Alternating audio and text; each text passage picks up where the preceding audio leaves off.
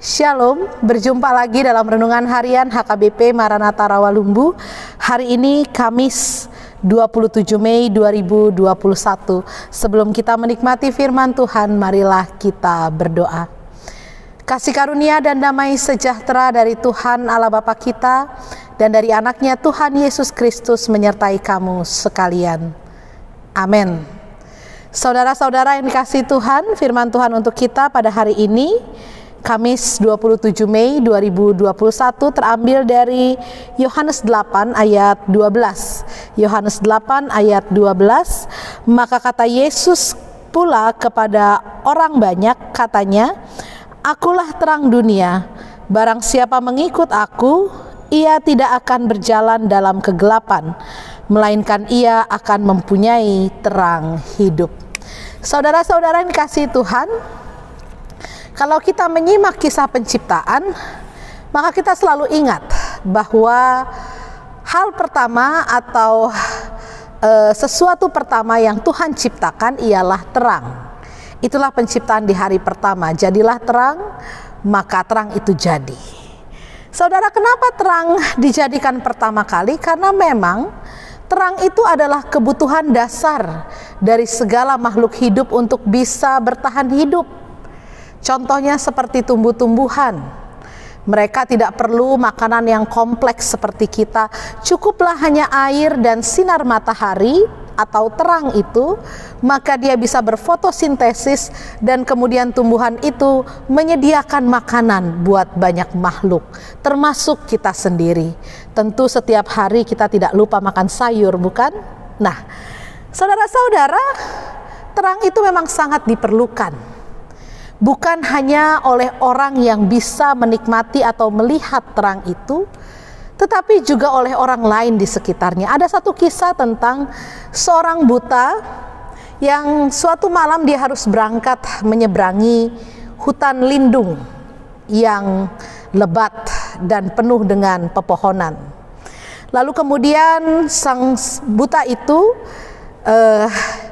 dia diberi sama temannya, di tangan kirinya dia memegang pelita, lampu, dan di tangan kanannya dia memegang tongkat untuk dia berjalan.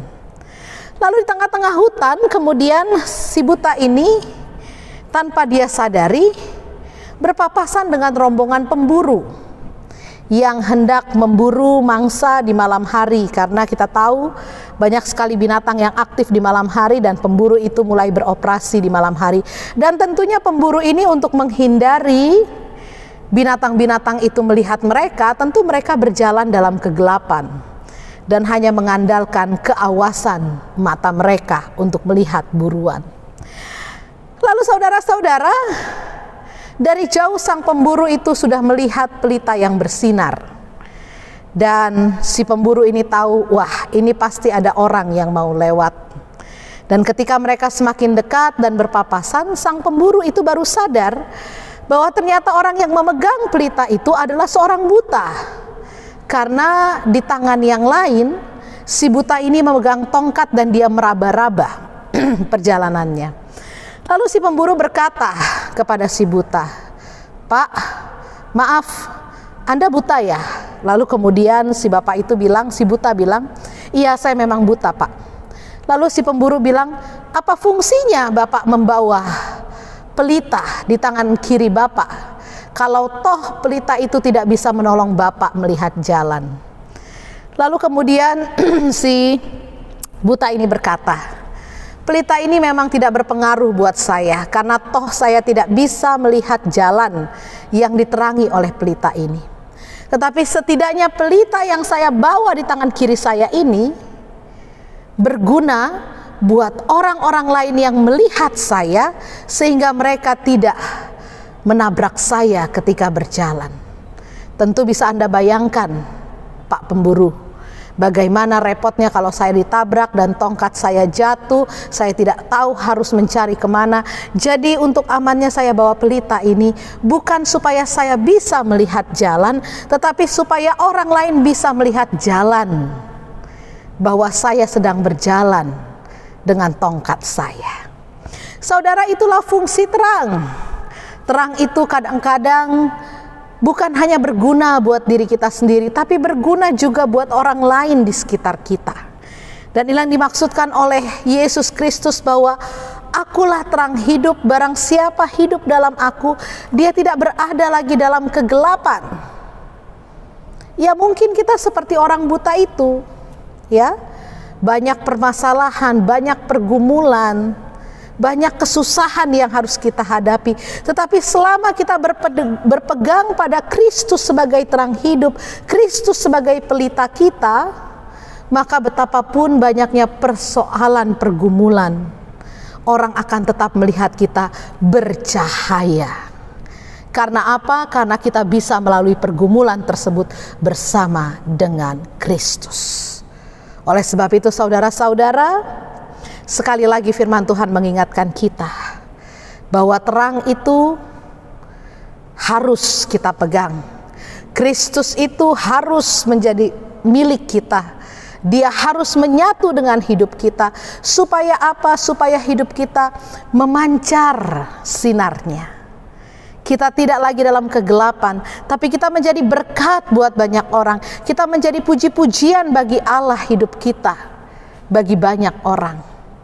Dan setiap orang melihat kita, mereka merasakan terang itu ada dalam hati saya dan dalam hati saudara.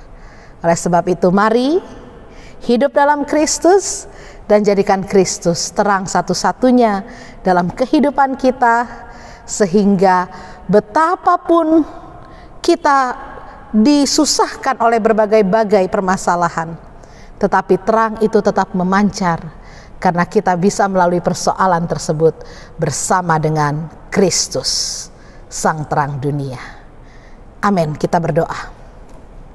Bapa di sorga, kami mengucap syukur dan terima kasih untuk firman-Mu yang mengingatkan kami bahwa seringkali dalam kehidupan kami Tuhan, terang dari Tuhan bukan hanya memancar dan bisa kami nikmati dalam diri pribadi kami saja, tetapi justru terang dari Tuhan itu menerangi orang lain dan membuat mereka menyadari betapa besarnya Allah yang berjalan bersama kami, sehingga tidak satu pun persoalan berani untuk menabrak kami, menjatuhkan kami, karena kami berjalan bersama dengan Engkau. Terima kasih Tuhan untuk firman-Mu ini. Materaikan itu dalam hati kami, sehingga kami terus memegang Engkau dalam hidup kami. Dan hidup kami tidak lagi dalam kegelapan, tapi kami boleh bercahaya dengan apapun kondisi kami.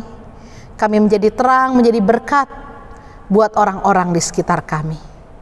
Dan hamba-Mu pun berdoa untuk seluruh jemaat-Mu yang menyaksikan renungan harian pada pagi hari ini.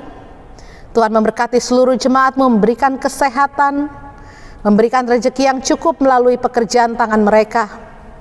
Dan biarlah Tuhan, Engkau juga memberkati setiap pribadi yang studi, Tuhan berikan kepintaran, yang bekerja Tuhan berikan hikmat dan kemampuan, yang berumah tangga Tuhan berkati rumah tangga mereka, dan juga yang sakit Tuhan sembuhkan, yang berduka Tuhan hiburkan hatinya, dan yang berbeban berat Tuhan berikan jalan keluar. Terpujilah nama-Mu Tuhan. Untuk yang berulang tahun sepanjang hari ini pun, biarlah Tuhan yang memberikan sukacita, panjang umur, dan kesehatan dalam hidup mereka. Dalam Kristus Yesus kami berdoa. Terimalah berkat dari Tuhan, anugerah Tuhan kita Yesus Kristus, kasih setia dari Allah Bapa dan persekutuan dari Roh Kudus, itulah yang menyertai engkau pada hari ini sampai selama-lamanya. Amin. Shalom, Tuhan Yesus memberkati.